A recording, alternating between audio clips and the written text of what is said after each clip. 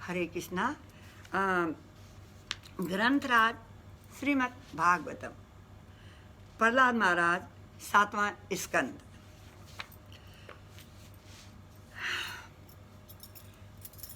सभी सुनने वाले भाई बहनों को, गोपा गोपियों को, वैष्णवा वैष्णवियों को, सभी भक्त प्रियजन वैष्णव वृंद को सर्ववंद्या देवी दासी माता जी की तरफ से सभी सुनने वाले अनुभावों को दंडवता प्रणाम स्वीकार करें। हरे कृष्णा। ओम अज्ञानतिमिरान्धस्य ज्ञानाञ्जनशलाकया चक्षुरुन्मीलितेन तस्मै श्रीगुरुवे नमः। नमः ओं विष्णुपादाय कृष्णप्रेष्ठाय भूतले श्रीमते जयपताका स्वामिन् इति नामिने। नमः आचार्यपादाय नित्याय कृपाप्रदायिने गौरकथा दामदाय नगरग्रामतारिणे। नमः ओं विष्णुपादाय कृष्णप्रेष्ठाय भूतले श्रीमते भक्तिवेदान्ता स्वामिन् इति नामिने। नारायणं नमस्कृत्य नरं चैव नरोत्तमं देवीं सरस्वतीं व्यासं ततो जयमुदीरये। नष्टप्रायेषु भद्रेषु नित्यं भागवत सेवया भगवती उत्तमश्लोके भक्तिर्भवति नैष्ठिकीम्।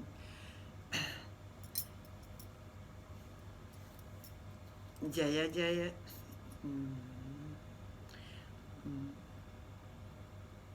ओम नमो भगवते वासुदेवाय। ओम नमो भगवते वासुदेवाय। ओम नमो भगवते वासुदेवाय। वासुदेवा परा वेदा वासुदेवा परा मखा वासुदेवा परा योगा वासुदेवा परा क्रिया वासुदेवा परम ज्ञाना वासुदेवा परा तपा वासुदेवा परो धर्म वासुदेवा परा गति वसुदेवं सुतं देवं कंसचाणूरमर्दनं देवकी परमानन्दं कृष्णं वन्दे जगद्गुरु। हे कृष्ण करुणा सिन्धो दीनबन्धु जगत्पते गोपेश गोपिका कान्ता राधा कान्ता नमोस्तुते। सप्त कांचन गौरंगी राधे वृंदावनेश्वरी वृषभानुसुते देवी प्रणमामि हरिप्रिये। कृष्णे स्वधामोपगति धर्म ज्ञानादिभिः कलो नष्टो दृशामेष पुराणार्को उदिनोदिता। वाञ्छाकल्पतरुभ्यश्च कृपा सिन्धुभ्येव च पतितानां पावनेभ्यो वैष्णवेभ्यो नमो नमः। जय राधा माधवा कुंज बिहारी। जय राधा माधवा कुंज बिहारी। जय राधा माधवा कुंज बिहारी। जय गोपी जन बल्लभा गिरवर धारी। जय गोपी जन बल्लभा गिरवर धारी। जय गोपी जन बल्लभा गिरवर धारी।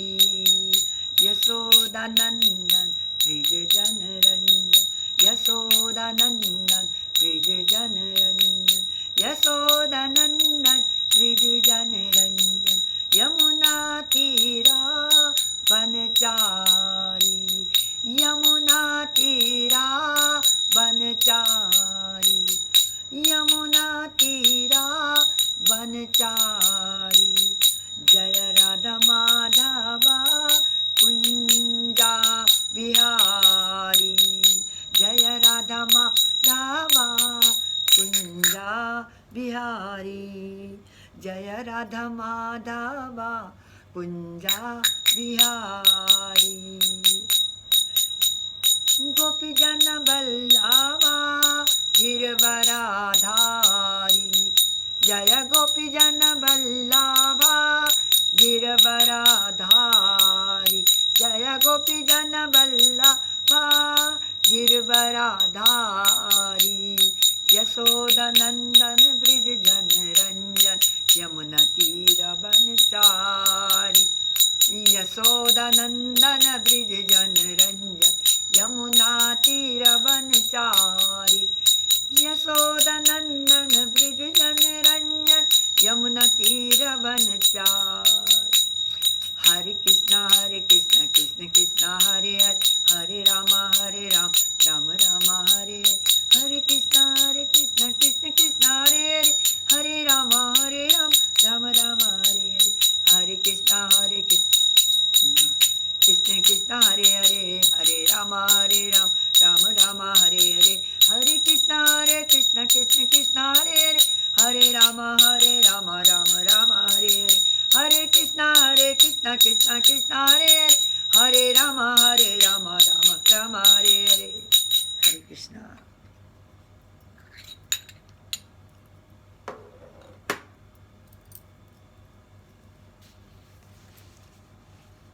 उपदेश सुनने के लिए उन बच्चों की आतुरता देखकर प्रहलाद उनके हित में उपदेश करने लगे। बुद्धिमान व्यक्ति को चाहिए कि वह बचपन से ही भक्ति का अभ्यास करे। यह मनुष्य जीवन अत्यंत ही दुर्लभ है। यद्यपि यह अन्य प्राणियों के शरीर के समान ही अस्थायी है, फिर भी इस मनुष्य शरीर में भक्ति करके जीवन की सर्वोच्च पूर्णता प्राप्त की जा सकती है। भगवान विष्णु प्रत्येक जीव के स्वामी हैं, उनके परम हितैषी मित्र हैं और इसलिए हम सबके लिए उनकी भक्ति करना अत्यंत सहज है।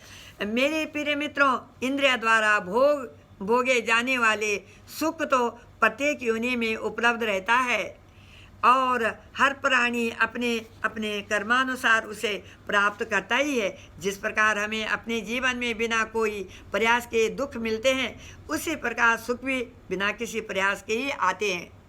इसलिए आर्थिक विकास और इंद्रिय भोग विलास के लिए प्रयत्न करना समय की व्यर्थता है। जब तक व्यक्ति का शरीर बलवान और निरोगी है, तब तक उसे कृष्ण भक्ति में प्रगति के भरपूर प्रयास करने चाहिए, क्योंकि कृष्ण भक्ति में जीवन ही उसे अमरत्व और आनंद दोनों प्रदान कर सकता है।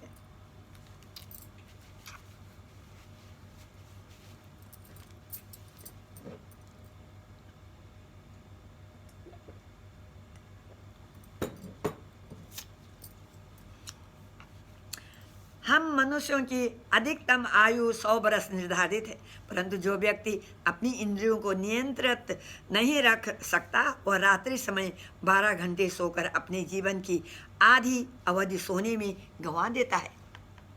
बचपन के पहले 10 वर्ष अज्ञानता में ही बीत जाते हैं।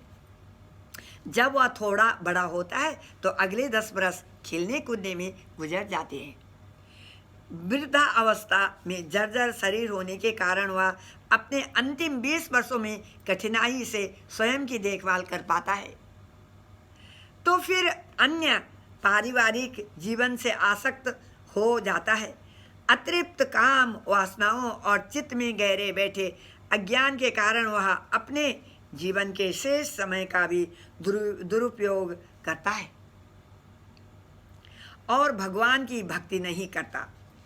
अनियंत्रित इंद्रियों के कारण जो व्यक्ति अपने पारिवारिक जीवन से आसक्त हो जाता है, वह भला किस प्रकार स्वयं को सांसारिक बंधनों से मुक्त कर सकता है। ऐसे सांसारिक लोगों के लिए धन शहद से भी अधिक मीठा होता है। इसलिए पारिवारिक जीवन में रहते हुए ऐसा कौन व्यक्ति है जो धन एकत्र करने की इच्छा का त्याग कर सके। चोर, लुटेरे और व्यापारी अपने जीवन को दांव पर लगाकर भी धन जुटाने का प्रयास करते हैं। अपने परिजनों से अत्यधिक आसक्त व्यक्ति सदैव अपने हृदय में उनके चित्र चिपकाकर उनसे प्रेम करता है। इसलिए ऐसे परिजनों का संग त्यागना कितना दुष्कर है। पत्नी अपने पति को स्नेह देती है और एकांत स्थान में उसकी कामोच्छाओं की पूर्ति करती है। कुछ समय में बच्चों का जन्म होता है और उनकी तोतली बोली कानों को बहुत मधुर लगती है। इतना ही नहीं, इसके अतिरिक्त वह व्यक्ति अपने माता पिता, घर की साज सामग्री, सेवकों, पशुओं जैसी अन्य वस्तुओं से भी आसक्त रहता है। भला कौन इन सब सुख आराम का त्याग कर सकता है। अपने पारिवारिक जीवन में आसक्त ग्रस्त व्यक्ति रेशम के उस कीड़े के समान जीवन जीता है जो अपने चारों ओर कोस बुनता है और बाद में उसी में फंसकर बाहर नहीं निकल पाता। जिब्या और जननंगों को सुख देने के लिए वह अनेक सांसारिक जटिलताओं में उलझ जाता है। ऐसा आसक्त व्यक्ति समझ नहीं पाता कि वह अपने बहुमूल्य मनुष्य जीवन को व्यर्थ गंवा रहा है। एक ओर वह आत्म साक्षात्कार के लिए मिले मनुष्य शरीर को कौड़ियों के भाव गंवाता रहता है, तो दूसरी ओर बहुत सावधान रहता है कि अकारण उसका एक पैसा भी कहीं व्यर्थ न जाए। मेरे प्रिय मित्रों, भगवत विज्ञान से विहीन लोग इंद्रिय भोग विलास से बहुत अधिक आसक्त रहते हैं और इसलिए वे सुंदर स्त्रियों के हाथों में कठपुतली बन जाते हैं। ऐसे लोग निश्चित ही असुर श्रेणी में आते हैं। जीवन को ऐसे तुच्छ अदृश्यों के लिए गंवाते हुए वे अपने घर और स्वजनों से घिरे रहते हैं और अपने हाथों से स्वयं को भौतिक जीवन की बेड़ियों में जकड़ देते हैं।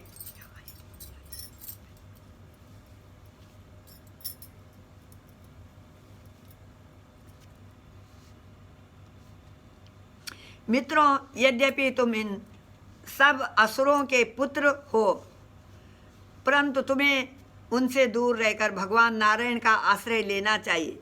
एकमात्र भगवान नारायण ही हमें भौतिक जीवन से मुक्ति प्रदान कर सकते हैं। वे परमात्मा हैं और समस्त प्राणियों के पिता हैं। क्योंकि इस सृष्टि के प्रत्येक प्राणी का भगवान नारायण के साथ प्रत्यक्ष सनातन संबंध है, इसलिए भक्ति द्वारा उन्हें प्रसन्न करना अत्यंत ही सहज सरल मार्ग है।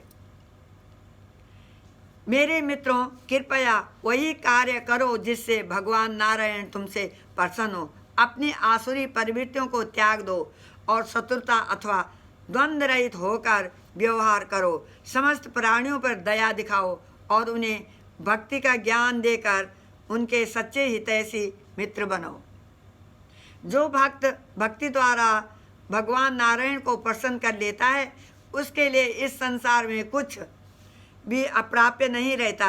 ऐसे भक्त केवल भगवान के चरण कमलों का गुणगान करते हुए पूर्णतः संतुष्ट रहते हैं। उनके लिए धर्म, अर्थ, काम और मोक्ष जैसे विषय कोई महत्व नहीं रखते। आनंद के घनीभूत भंडार भगवान नारायण को प्राप्त करने के पश्चात फिर भला अन्य किस वस्तु की आवश्यकता रह जाती है। भगवान नारायण की भक्ति का यह दिव्य ज्ञान मुझे महर्षि नारद मुनि ने प्रदान किया था। यद्यपि शुद्ध भक्तों की कृपा के बिना इस ज्ञान का आत्मसात करना अत्यंत कठिन है, परंतु जो व्यक्ति नारद मुनि जैसे भक्तों अथवा उनके भक्तों का आश्रय लेते हैं, वह सहज रूप से इस ज्ञान के गूढ़ अर्थ को समझ जाते हैं। मैंने यह भागवत धर्म उन्हीं नारद मुनि से प्राप्त किया है। यह शास्त्रोचित ज्ञान पर आधारित है और समस्त भौतिक संदूषणों से मुक्त है। प्रहलाद के इन वाक्यों को सुनकर असुर पुत्रों ने पूछा, प्रहलाद, तुम और हम सब बच्चे यहाँ एक साथ गुरुकुल में रहते हैं। शुक्राचार्य के पुत्रों के अतिरिक्त हमने आज तक यहाँ अन्य किसी गुरु को नहीं देखा है और हमने अपने महल में भी ऐसे किसी संत के संग कोई संभावना नहीं है। फिर जरा बताओ कि तुमने कब और कहाँ यह ज्ञान नारद मुनि से सुना। इस विषय में हमारे मन में बड़ी उलझन है, कृपया इसका समाधान करो। प्रहलाद ने कहा, जिस समय मेरे पिताजी मंचराचल पर्वत की घाटियों में घोर तपस्या करने चले गए, उस समय उन्हें अनुपस्थित जानकर देवताओं ने असुरों पर आक्रमण कर दिया। उनके अभूतपूर्व बाहुबल को देखकर असुर चारों दिशाओं में भाग खड़े हुए और अपने घर संपत्ति तथा परिजनों को वहीं छोड़ दिया।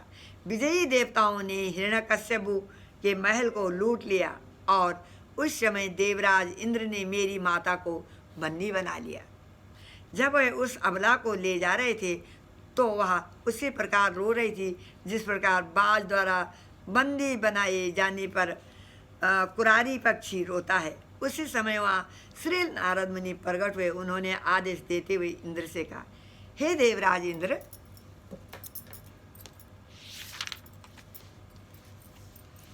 यह स्त्री निष्पापिनी है, इतनी क्रूरतावश इसे घसीटकर मत ले जाओ। यह सती स्त्री किसी अन्य की पत्नी है और इसलिए तुरंत इसे बंधनों से मुक्त कर दो। नारद मुनि के वचन सुनकर इंद्र बोले, हे देव ऋषि महान असुर, हिरण्यकशिपु का बीज इस स्त्री के गर्भ में पल रहा है। जब तक वह शिशु जन्म नहीं लेता तब तक हम इसे अपने पास बंदी बनाकर रखेंगे। नारद मुनि ने कहा, इसके गर्भ में पल रही संतान पाप रहित है। वह बालक भगवान नारायण का महान भक्त है और इसलिए तुम चाहकर भी उसका वध नहीं कर सकोगे। प्रहलाद ने अपने मित्रों से कहना जारी रखा। इंद्रदेव ने श्री नारद मुनि के वचनों को सम्मान करते हुए तुरंत मेरी माता को छोड़ दिया।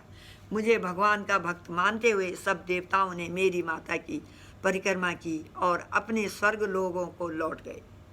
तत्पश्चात श्री नारद मुनि मेरी माँ को अपने आश्रम में ले आए और उसे पूरी सुरक्षा का आश्वासन देते हुए उन्होंने कहा, बेटी, जब तक तुम्हारे पति नहीं लौटते तब तक आराम से यहाँ रहो। उस समय मेरी माँ ने नारद मुनि से वरदान मांगा कि मैं उस समय तक उसके गर्भ में रहूं जब तक मेरे पिता तपस्या करके नहीं लौट आते। नारद मुनि के आश्रम में निर्भय रहती हुई मेरी माँ अत्यंत भक्तिभाव से उनकी सेवा शुश्रूषा करने लगी। अक्सर नारद मुनि मेरी माता को बैठाकर भागवत उपदेश दिया करते थे और माँ के गर्भ में होने के कारण वे शब्द मुझे भी सही सही सुनाई देते। सामान्यतया स्त्रियां अधिक बुद्धिमती नहीं होती और चूंकि मेरी माँ हर समय मेरे बारे में चिंतित रहती थी और अपने पति के लौटने की प्रतीक्षा कर रही थी, कुछ ही समय में वह नारद मुनि द्वारा दिए गए सारे उपदेश भूल गई। परंतु नारद मुनि की कृपा के कारण मैं उनकी शिक्षाओं को नहीं भूला। इसलिए मेरे प्रिय मित्रों, यदि तुम मेरी बातों पर विश्वास रखोगे तो तुम भी इस दिव्य ज्ञान को प्राप्त कर सकते हो। प्रहलाद ने अपने सहपाठियों को उपदेश देना जारी रखा। यद्यपि एक वृक्ष पर उगने वाले फल फूल 6 प्रकार के परिवर्तनों से गुजरते हैं, जन्म, विकास, परिपक्वता, संवर्धन, ह्रास और मृत्यु, परंतु वह वृक्ष अनेक वर्षों तक अपरिवर्तनशील खड़ा रहता है। इसी प्रकार जीवात्मा द्वारा प्राप्त भौतिक शरीर विभिन्न परिस्थितियों में विभिन्न परिवर्तनों में से गुजरता है, परंतु आत्मा में ये परिवर्तन नहीं होते, क्योंकि आत्मा और परमात्मा दोनों चिन्मय, सनातन, अपरिवर्तनशील तथा आध्यात्मिक है। बुद्धिमान व्यक्ति मोह और अज्ञानता का त्याग कर देता है। इस मोह के कारण सामान्य व्यक्ति सोचता है, मैं यह शरीर हूँ और इस शरीर से संबंधित प्रत्येक वस्तु मेरी है। जिस प्रकार एक दक्ष भूवैज्ञानिक पत्थरों के बीच सोने को पहचान लेता है, उसी प्रकार उन्नत अध्यात्मवादी जानता है कि किस प्रकार अस्थायी शरीर के भीतर अस्थायी आत्मा है। इस ज्ञान के आधार पर वह स्वयं को सांसारिक बंधनों से मुक्त कर लेता है। क्योंकि आत्मा 5 स्थूल तत्वों, 3 सूक्ष्म तत्वों, प्रकृति के 3 गुणों, 11 इंद्रियों के मध्य स्थित रहती है। महान आचार्यों के मतानुसार वह इन तत्वों के बंधन में बन जाती है। नेति यह नहीं है कि पद्धति द्वारा व्यक्ति को चाहिए कि वह अपनी आत्मा को इन सब स्थूल एवं सूक्ष्म आवरणों से मुक्त करे। आत्मा को जड़ पदार्थ से विमुक्त करने की अनेक विधियों में वह विधि सर्वश्रेष्ठ है, जिसकी संस्तुति स्वयं भगवान करते हैं।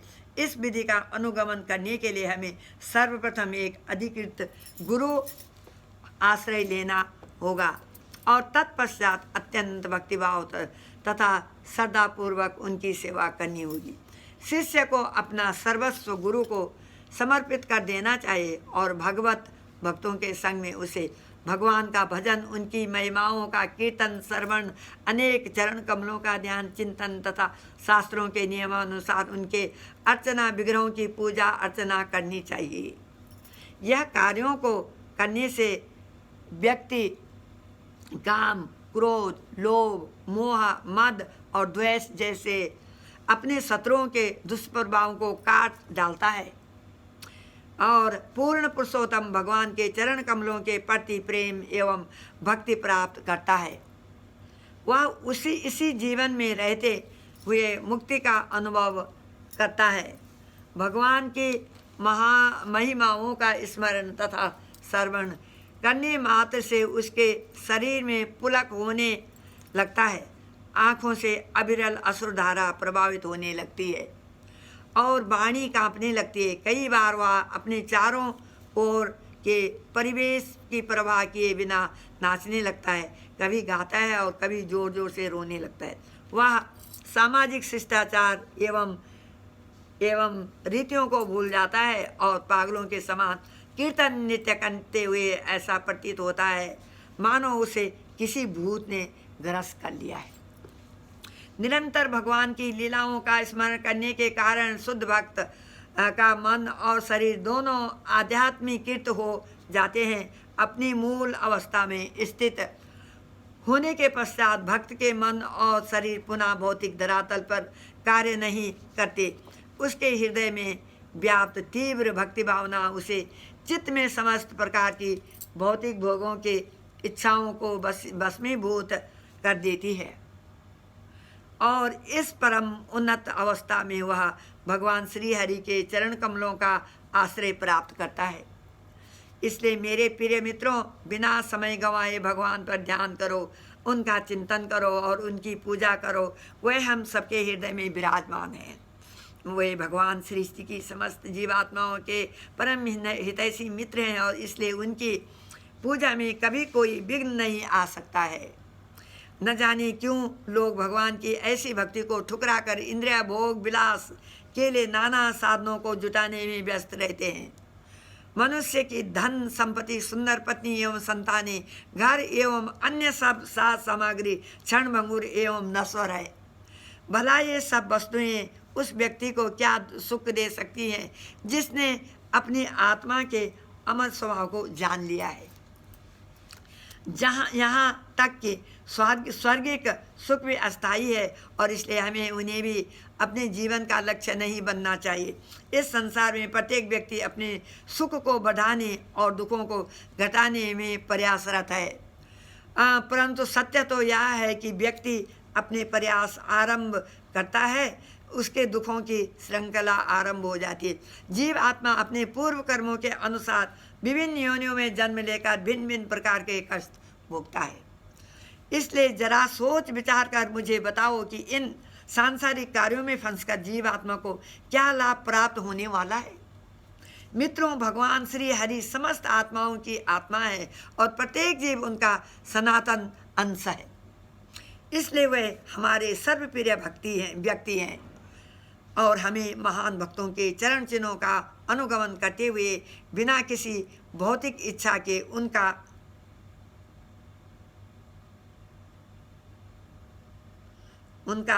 भजन करना चाहिए। भगवान की भक्ति चाहे कोई भी व्यक्ति क्यों न करे, देवता, असुर, मनुष्य, यक्ष, राक्षस, गंधर्व अथवा अन्य कोई भी वह हमारे समान तुरंत जीवन में सर्वमंगल प्राप्त करता है।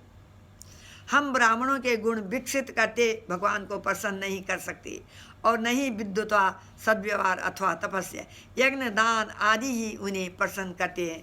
वे केवल विशुद्ध भक्ति भावना से ही प्रसन्न होते हैं।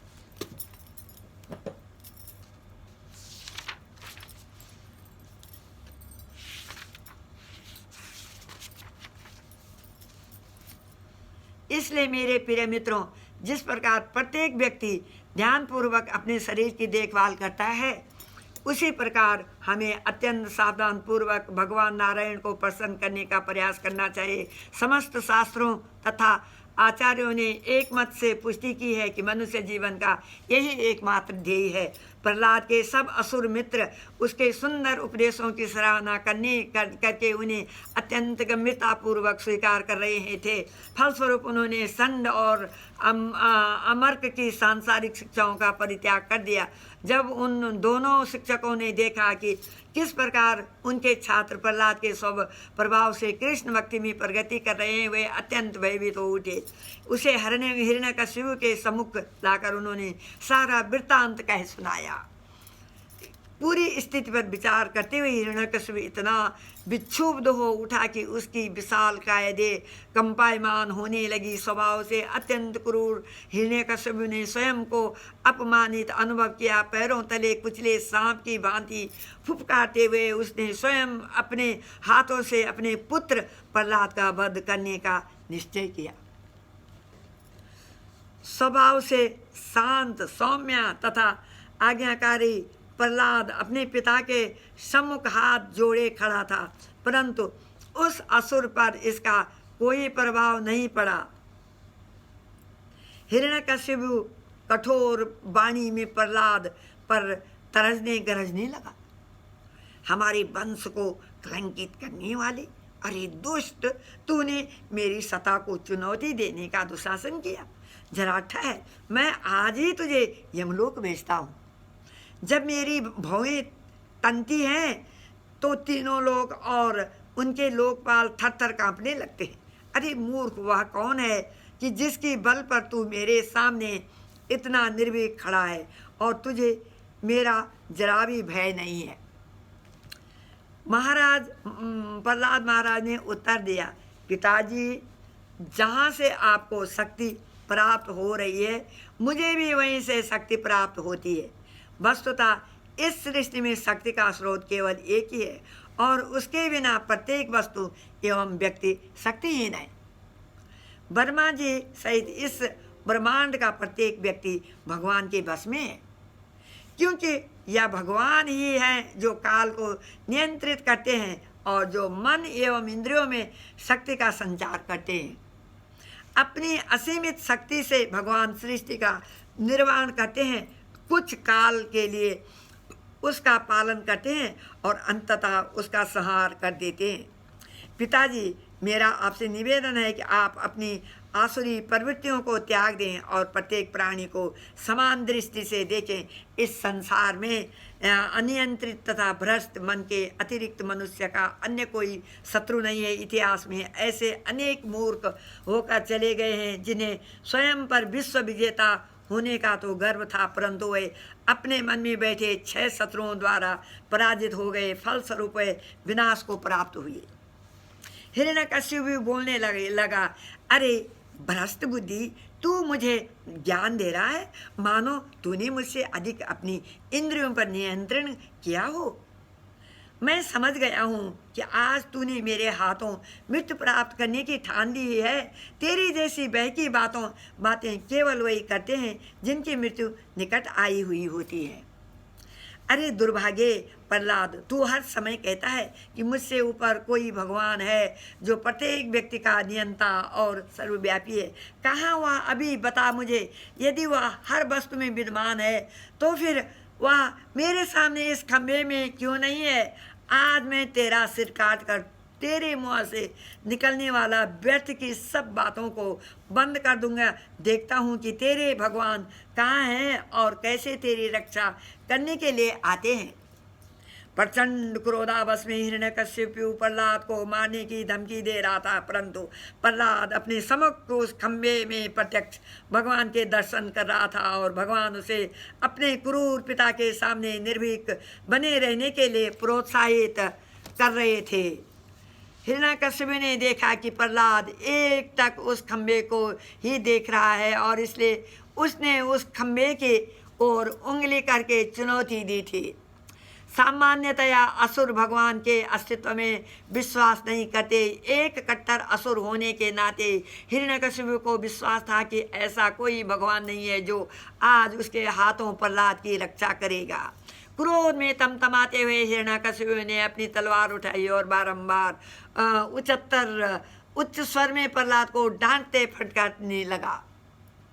अपने सिंहासन से उठकर हिरण्यकशिपु ने अपनी पूरी शक्ति से उस खंबे पर मुट्ठी से प्रहार किया। एक चमत्कार हो गया। उस खंडित खंबे से एक अत्यंत भयावह तथा बादलों की गड़गड़ाहट जैसी तुमुल ध्वनि प्रसारित हुई। प्रतीत हुआ मानो उसने ब्रह्मलोक को पार करके इस ब्रह्मांड के आवरण को भेद दिया हो। जब देवताओं ने हृदय विदीर्ण करने वाली उस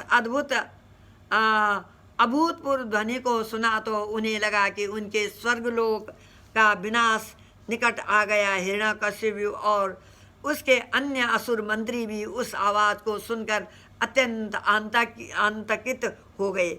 यद्यपि उन्हें उस आवाज़ का स्रोत दिखाई नहीं पड़ रहा था, वे इतना अवश्य समझ गए कि वह ध्वनि इस सृष्टि के सर्वशक्तिमान भगवान की है। तब अपने प्रिय भक्त प्रहलाद के वचनों को पूरा करने के लिए भगवान एक ऐसा अद्भुत रूप लेकर प्रकट हुए जिसे आज तक किसी ने देखा सुना नहीं था। भयभीत हो हिरण्यकशिपु चारों ओर उस आवाज का स्रोत खोजने का प्रयास कर रहा था कि भगवान उस खंडित खंभे के भीतर से प्रकट हो आए। विस्मय से स्तब्ध खड़ा हिरण्यकशिपु भगवान नरसिंह देव के उस अद्भुत रूप का मुआयना करते हुए सोचने लगा, यह कैसा प्राणी है, आधा मनुष्य और आधा सिंह। क्रोधवश भगवान के नेत्रों से अग्नि बरस रही थी, जिससे उनका रूप अत्यधिक भयावह दिख रहा था। उनकी गर्दन ये सुनहरे बाल चारों ओर अपनी आभा बिखरा रहे थे। उनके दांत साक्षात विनाश प्रतीत होते थे और उनकी तीक्ष्ण नुकीली जीभ दो मुखी तलवार की भांति इधर उधर हिल रही थी। भगवान के कान बिना हिले डुले सीधे तने थे और उनके नथुने एवं खुला मुख किसी पर्वत की गुफा प्रतीत होते थे। उनकी गर्दन छोटी और मोटी थी, छाती चौड़ी, पतली कमर और विशालकाय शरीर आकाश को छू रहा था। हिरण्यकशिपु ने कसकर अपनी गदा उठाई और स्वयं ही बुदबुदाने लगा, भगवान विष्णु ने अपनी माया शक्ति से मेरे वध की यह योजना बनाई है, परंतु इस संसार में भला कौन है जो मेरे सामने खड़ा रह सकता है।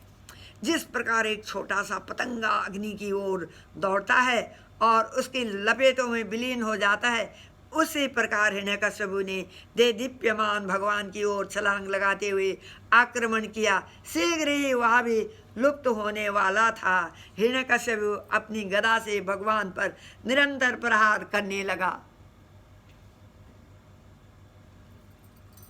परंतु भगवान ने उसे उसी प्रकार दबोच लिया जिस प्रकार गरुड़ किसी विशाल सर्प को दबोच लेता है। जिस प्रकार कई बार अपने शिकार को मारने से पहले गरुड़ उसके साथ खेलता है और अपनी मुँह से फिसलने का अवसर देता है, भगवान नरसिंहदेव ने अपनी पकड़ ढीली करके हिरण्यकशिपु को अपनी मुट्ठी से निकलने का अवसर दिया। हिरण्यकशिपु के भय से देवता बादलों के पीछे छिपकर इस युद्ध को देख रहे थे। जब उन्होंने देखा कि हिरण्यकशिपु भगवान की पकड़ से छूट गया तो वे अत्यंत व्याकुल हो उठे। उन्हें भय होने लगा कि यदि इस युद्ध में हिरण्यकशिपु विजयी रहा तो वह बाद में युद्ध का तमाशा देख रहे एक एक देवता को दंडित करेगा।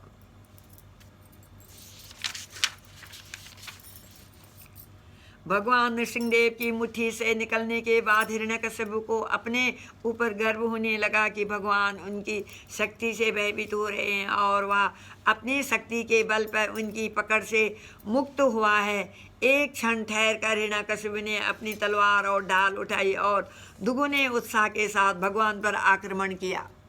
हिरण्यकशिपु कभी आकाश में तो कभी पृथ्वी पर तेजी से घूमते हुए अपनी तलवार घुमा रहा था और ढाल द्वारा अपनी रक्षा कर रहा था, परंतु भगवान नरसिंहदेव की उच्च स्वरी 28 के कारण भयवश उसकी आंखें बंद थी। और तब जिस प्रकार एक सांप चूहे को झपट कर पकड़ता है, भगवान नरसिंहदेव ने पुनः एक बार हिरण्यकशिपु को पकड़ लिया। भगवान की मजबूत पकड़ में बंधा हिरण्यकशिपु छूट निकलने के लिए चारों ओर अपने हाथ पैर पटकने लगा, परंतु भगवान अब और खेल नहीं खेलना चाहते थे। हिरण्यकशिपु को उठाकर वे राजमहल की दहलीज तक गए, उसे अपनी जंघाओं पर रखा और अपने नाखूनों से उसकी कठोर छाती को उसी प्रकार विदीर्ण कर दिया जिस प्रकार व्यक्ति किसी कीड़े को पीस डालता है। हिरण्यकशिपु के रक्त की बूंदें भगवान के चेहरे और उनकी आयल पर आ गिरी। क्रोध उगलते उनके नेत्र इतने भयावह थे कि किसी के अंदर उनकी ओर देखने का साहस नहीं हो रहा था।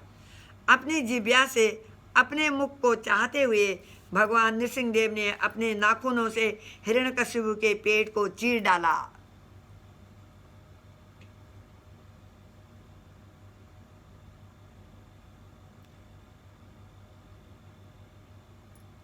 उसकी आंतों को बाहर खींचा और उन्हें माला बनाकर गले में पहन लिया।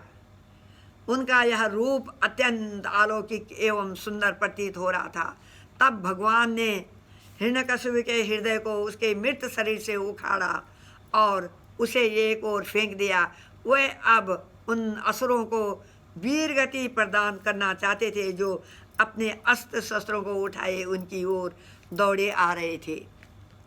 भगवान नरसिंहदेव ने अपने अनेक हाथों से सहजतापूर्वक हिरण्यकशिपु के उन समर्पित सैनिकों को मौत के घाट उतार दिया, और जब उन्होंने देखा कि उनका विरोध करने वाला कोई नहीं बचा, हुए राजसभा में हिरण्यकशिपु के राज सिंहासन पर जा बैठे। भगवान नरसिंहदेव के सिर के बालों के हिलने से आकाश में स्थित बादल तितर बितर हो गए थे और उनकी चमकते नेत्रों की कांति के सामने अन्य आकाश पुंज फीके पड़ गए रहे थे। भगवान की तीव्र श्वास गति से समुद्रों में ऊंची तरंगें उठने लगी और उनकी उच्च 28 से विश्वभर के हाथी भयभीत होकर चिंगारने लगे। भगवान नरसिंहदेव के सिर के बालों ने विमानों को ऊपर अंतरिक्ष में फेंक दिया और ऐसा प्रतीत हुआ मानो उनके चरणों के दबाव से पृथ्वी अपने स्थान से खिसक गई हो तथा भूमि की सतह पर पर्वत एवं पहाड़ियाँ ऊपर उठ आई हों। हिरण्यकशिपु को ब्रह्मा जी से वरदान मिला था कि न तो उसकी मृत्यु भूमि पर होगी और न आकाश में। इस वरदान को बनाए रखने के लिए भगवान नरसिंहदेव ने हिरण्यकशिपु को अपनी गोद में रखा। हिरण्यकशिपु को वरदान मिला था कि उसकी मृत्यु न तो दिन में होगी और न रात में, इसलिए भगवान ने उसका वध संध्या समय किया। हिरण्यकशिपु को वरदान था कि उसकी मृत्यु न तो किसी अस्त्र शस्त्र से होगी और न ही कोई जीवित या मृत वस्तु उसका वध कर पाएगी। इस वरदान का मान रखते हुए भगवान नरसिंहदेव ने उसका वध अपने नाखूनों से किया। नाखून न तो अस्त्र शस्त्र माने जाते और न ही वे जीवित अथवा मृत किसी एक वर्ग में आते। इस प्रकार भगवान नरसिंहदेव ने ब्रह्मा जी के सारे वरदानों को बनाए रखा और अत्यंत सहजता से इस महान असुर का वध कर दिया। हिरण्यकशिपु तीनों लोकों के लिए एक नासूर बना हुआ था, इसलिए जब देवताओं की पत्नियों ने देखा कि भगवान नरसिंहदेव ने उसका वध कर दिया, उनके चेहरे उल्लास में खिल उठे। वे बारंबार भगवान पर फूलों की वर्षा करने लगी तथा उनके पति अपने विमानों में बैठकर दिव्य नगाड़े एवं ढोल बजाने लगे। अप्सराएं हर्षित होकर नृत्य करने लगी और गंधर्व मंडली मधुर स्वर में गीत गाने लगी।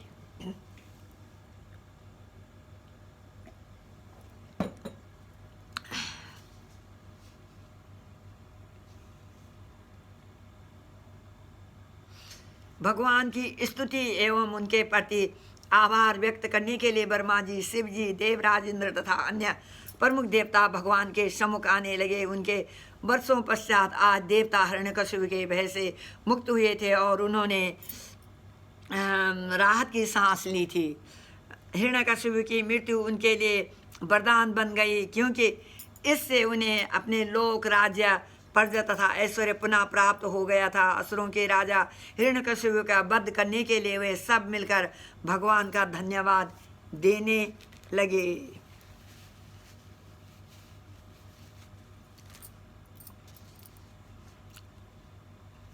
परंतु भगवान नरसिंह का मुख अभी भी इतना भयावह दिख रहा था कि ब्रह्मा जी और शिव जी जैसे महान देवता भी सीधे उनके सम्मुख आने से भयभीत हो रहे हैं। भगवान अपनी भक्त की निंदा, उसके प्रति अपराध और प्रताड़नाओं को सहन नहीं कर सकते, इसलिए इतनी स्तुति तथा प्रार्थनाएं सुनने के पश्चात भी वे शांत नहीं हो रहे थे। उस समय देवताओं ने श्रीमती लक्ष्मी देवी से निवेदन किया कि वे भगवान की नित्य संचारी है और यदि वे चाहें तो भगवान को शांत कर सकती हैं। परंतु लक्ष्मी देवी ने भी इससे पहले कभी भगवान के इस रौद्र रूप को नहीं देखा था और उन्हें भी भगवान के निकट आने में भय लग रहा था। अन्य कोई चारा न देकर ब्रह्मा जी ने अपने निकट बालक प्रहलाद से कहा, पुत्र भगवान नरसिंह देव तुम्हारे पिता पर अत्यंत क्रुद्ध थे, इसलिए तुम ही उन्हें शांत कर सकते हो, कृपया आगे बढ़ो। अत्यंत कोई चारा न देकर ब्रह्मा जी ने अपने निकट बालक प्रहलाद से कहा, पुत्र भगवान निसंदेह तुम्हारे पिता पर अत्यंत क्रुद्ध थे, इसलिए तुम ही उन्हें शांत कर सकते हो, कृपया आगे बढ़ो। यद्यपि इस समय प्रहलाद छोटी अवस्था के थे, उन्होंने ब्रह्मा जी के आदेश को स्वीकार किया और हाथ जोड़कर धीरे धीरे भगवान नरसिंह की ओर बढ़ने लगे।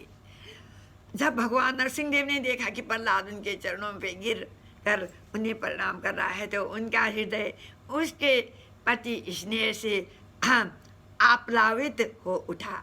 उन्होंने प्रहलाद को उठाया और उसके सिर पर अपना हस्तकमल रखते हुए उसे अभय प्रदान किया।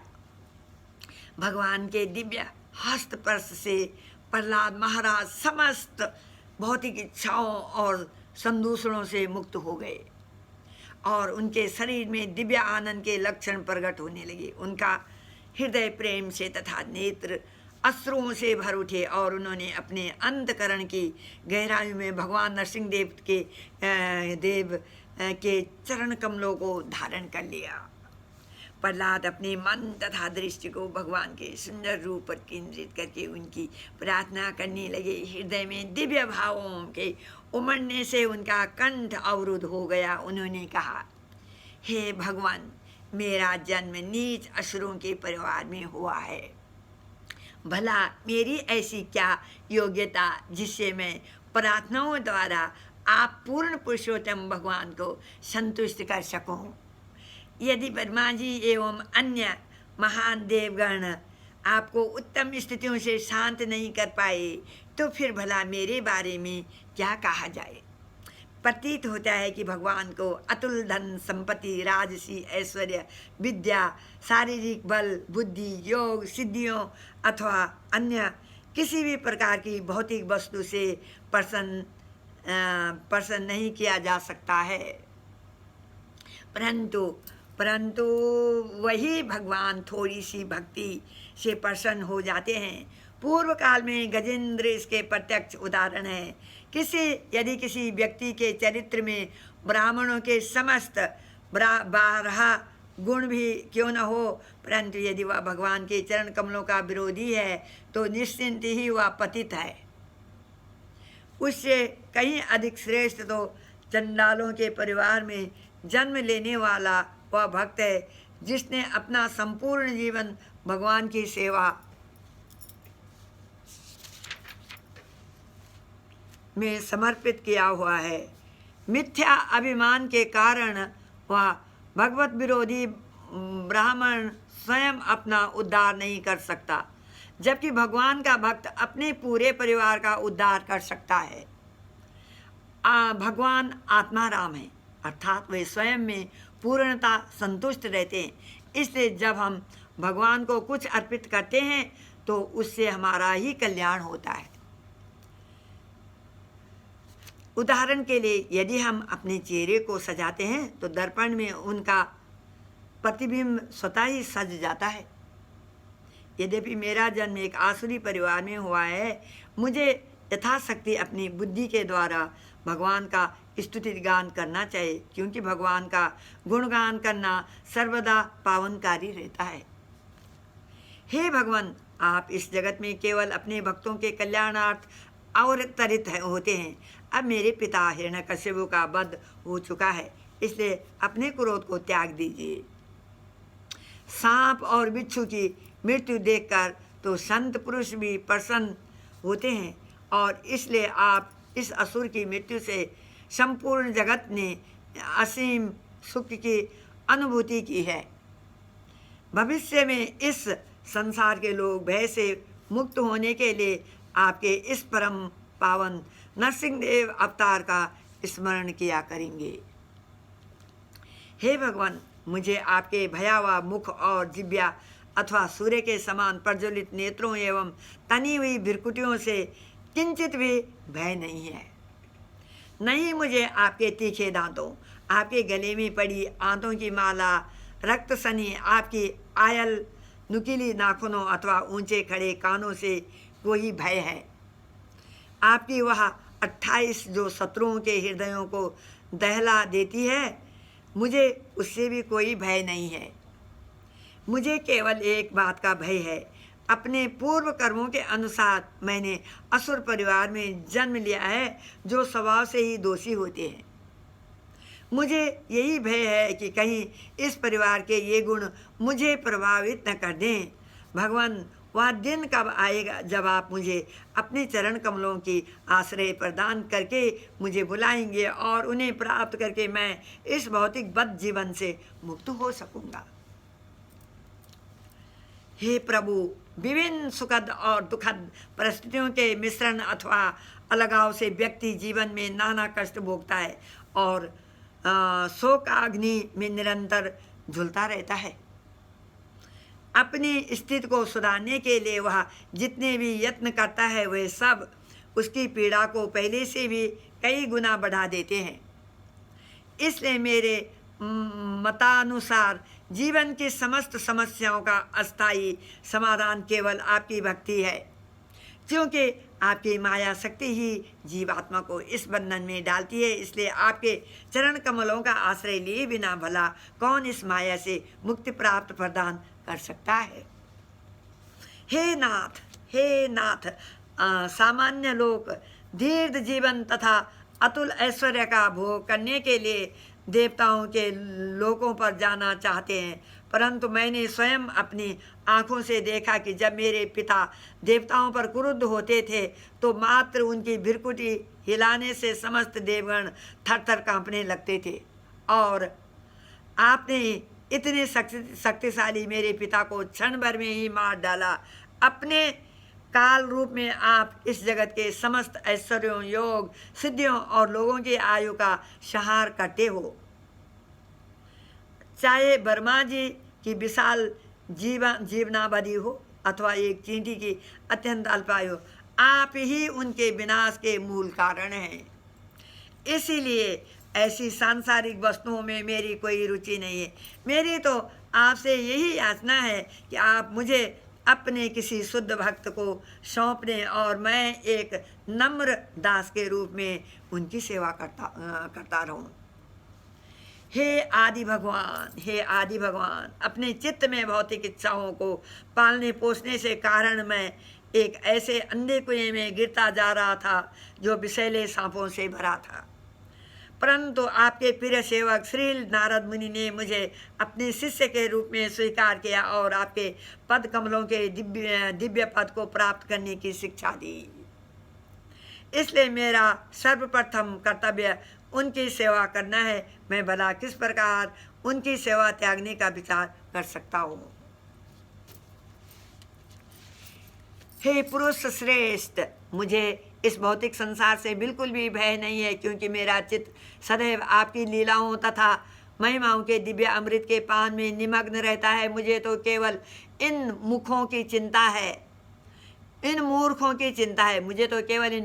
चिंता है जो अपने परिवार, समाज और राष्ट्र का पालन करके सुख प्राप्त करने की बड़ी बड़ी योजना बनाते रहते हैं। मैंने ऐसे अनेक संतों को, मुनियों को देखा है जो केवल अपनी मुक्ति के लिए प्रयास करते हैं। ये हिमालय अथवा अन्य जंगलों में एकांत निवास करते हुए मौन जैसे विभिन्न व्रतों का पालन करते हैं। ऐसे लोग जन सामान्य के उद्धार की चिंता नहीं करते, परंतु मैं संसार में भटक रहे इन दीनहीनों तथा मूर्खों को छोड़कर अकेला मुक्त होना नहीं चाहता हूँ। मैं जानता हूँ कि कृष्ण भक्ति को स्वीकार किए बिना कोई भी व्यक्ति सुखी नहीं हो सकता, और इसलिए मेरी यह कामना है कि मैं इन सब बद्ध जीवों की आपके चरण कमलों तक पहुँचाने में सहायता कर सकूँ। प्रहलाद महाराज की प्रार्थनाएं सुनकर भगवान नृसिंहदेव शांत हो गए और उन्होंने अपना क्रोध त्याग दिया। अत्यंत स्नेह एवं दया भरी वाणी में भगवान ने प्रहलाद से कहा, हे असुर वंश के शिरोमणि, तुम्हारा सब प्रकार से मंगल हो। मैं तुमसे अत्यंत प्रसन्न हूँ, और चूंकि समस्त जीवों की इच्छाएं पूरी करना मेरी लीला है, मैं तुमसे निवेदन करता हूँ कि तुम्हारे मन में जो कोई भी इच्छा हो निसंकोच मांग लो। मुझे प्रसन्न किए बिना व्यक्ति न तो मेरी सराहना कर सकता है और न ही मुझे समझ सकता है। मेरी जिसने मुझे संतुष्ट कर लिया है उसके लिए जीवन में शोक करने के लिए कुछ शेष नहीं बचता। इसलिए बुद्धिमान लोग अपने प्रत्येक कार्य विचार एवं शब्द द्वारा मुझे प्रसन्न करने का प्रयास करते हैं, क्योंकि केवल मैं ही प्रत्येक जीव की इच्छा पूरी करने में सक्षम हूँ। प्रहलाद महाराज भगवान के शुद्ध भक्त थे, इसलिए भगवान नृसिंहदेव द्वारा इस प्रकार प्रलोभन दिए जाने पर भी उन्होंने कुछ नहीं मांगा। वे जानते थे कि भौतिक ऐश्वर्य भगवान की भक्ति में बाधा है। मंद मंद मुस्कुराते हुए प्रहलाद ने उत्तर दिया, हे प्रभु, आसुरी परिवार में जन्म लेने के कारण मेरे हृदय में भौतिक भोग विलास के प्रति सहज झुकाव है, इसलिए कृपया मुझे इन मायादी प्रलोभनों से न रिझाए। मैं सांसारिक जीवन से अत्यंत भयभीत हूँ और इससे मुक्त होने की आशंका में मैंने अपने चरण कमलों का आश्रय लिया है। इस संपूर्ण जगत के प्रत्येक प्राणी के हृदय में काम वासनाओं का बीज है, और मेरा अनुमान है कि आपने मुझे इस संसार में एक शुद्ध भक्त के लक्षणों का आदर्श स्थापित करने के लिए भेजा है। अत्यंत अन्यथा हे भगवान, आप अपने भक्त पर इतने दयालु रहते हैं कि कभी भी उसे वह वस्तु नहीं देना चाहते जो उसके हित में न हो। हे नाथ, जो व्यक्ति आपकी भक्ति के बदले में भौतिक सुख और ऐश्वर्य चाहता है वह शुद्ध भक्त नहीं है। वस्तुतः वह तो उस व्यापारी के समान है जो लाभ, धन, संपत्ति तथा भोग की इच्छा से कार्य करता है। स्वामी से लाभ की इच्छा रखने वाला सेवक सही मायने में योग्य सेवक नहीं है। इस प्रकार वह स्वामी जो केवल अपनी प्रतिष्ठा को बनाए रखने के लिए अपने सेवक को भोग विलास की वस्तुएं देता है, वह योग्य स्वामी नहीं है। हे भगवान, मेरा जीवन तो केवल आपकी अहेतु की सेवा करने के निमित्त है। आप मेरे सनातन स्वामी हैं। हम दोनों के बीच यही एक सहज संबंध है। यदि आप मुझे कोई वरदान देना ही चाहते हैं तो मेरा यही निवेदन है कि कभी भी मेरे हृदय में कोई भौतिक इच्छा प्रवेश न करने पाए। हे नरसिंहदेव, मैं आपकी चरण कमलों पर प्रणाम करता हूँ। यह सुनकर भगवान नरसिंहदेव ने प्रहलाद से कहा, अब तो प्रहलाद तुम्हारे जैसा शुद्ध भक्त न तो इस जीवन में और न ही अगले जीवन में किसी भी प्रकार की भौतिक ऐश्वर्य की कामना करता है, परंतु यह मेरी आज्ञा है कि तुम वर्तमान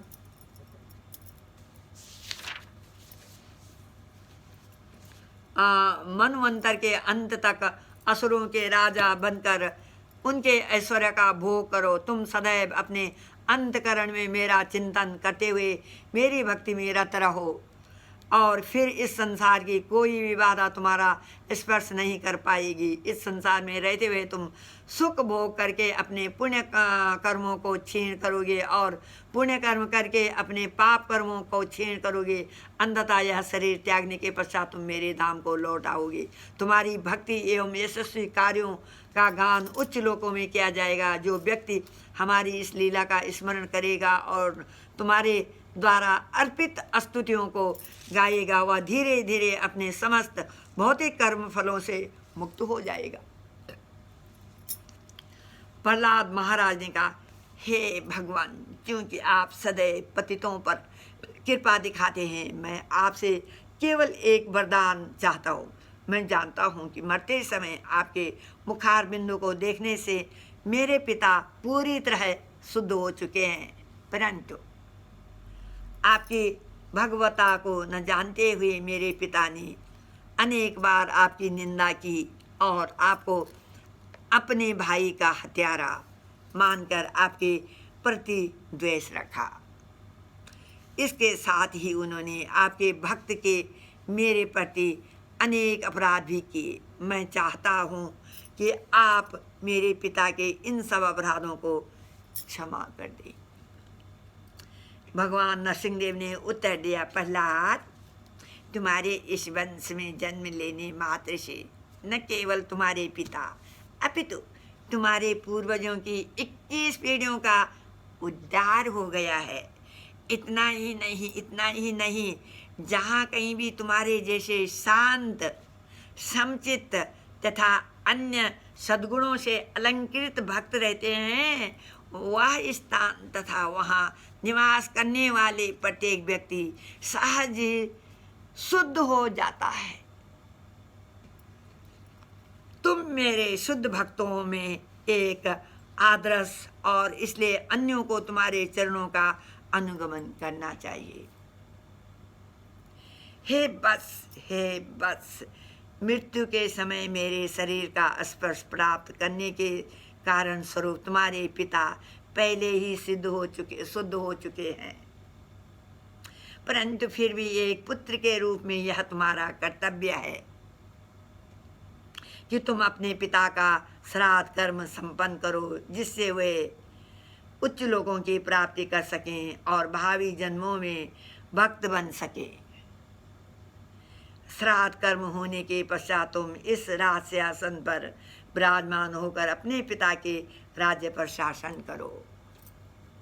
भगवान नरसिंहदेव के क्रोध को शांत हुआ देखकर ब्रह्मा जी प्रसन्न हो गए। भगवान की स्तुति करते हुए उन्होंने कहा, हे देवादिदेव, यह हमारा परम सौभाग्य है कि आपने संपूर्ण ब्रह्मांड में त्राही मचाने वाले इस पापी असुर का वध कर दिया है। मुझसे प्राप्त वरदानों के बल पर यह असुर अत्यंत दम्भी बन गया था और वैदिक नियमों का उल्लंघन करने लगा था। हे भगवान, यदि व्यक्ति आपकी दिव्य देह पर ध्यान करता है तो आप न केवल सब प्रकार के भयों से उसकी रक्षा करते हैं अपितु उसे मृत्यु के भय से भी बचाते हैं। भगवान ने उत्तर दिया, ब्रह्मा जी, जिस प्रकार किसी विषैले सांप को दूध पिलाना खतरनाक है, उसी प्रकार असुरों को वरदान देना खतरनाक है, क्योंकि वे स्वभाव से ही अति हिंसक और दोषी होते हैं। मैं तुम्हें चेतावनी देता हूँ कि भविष्य में कभी किसी असुर को ऐसे वरदान न दें। ब्रह्मा जी की स्तुतियों को स्वीकार करके भगवान नरसिंहदेव वहाँ से अदृश्य हो गए। उस समय पर प्रहलाद ने ब्रह्मा जी एवं शिव जी सहित वहाँ उपस्थित समस्त देवताओं की पूजा अर्चना की। तत्पश्चात शुक्राचार्य एवं अन्य ब्राह्मणों की सहायता से ब्रह्मा जी ने प्रहलाद का राज्याभिषेक किया और उन्हें संपूर्ण ब्रह्मांड के दैत्यों और दानवों का राजा बना दिया। अंत में प्रहलाद महाराज को अपने आशीर्वाद देकर संतुष्ट देवगण अपने अपने लोगों को लौट गए। हरे कृष्णा। इसी के साथ मैं अपनी वाणी को विराम दे दी।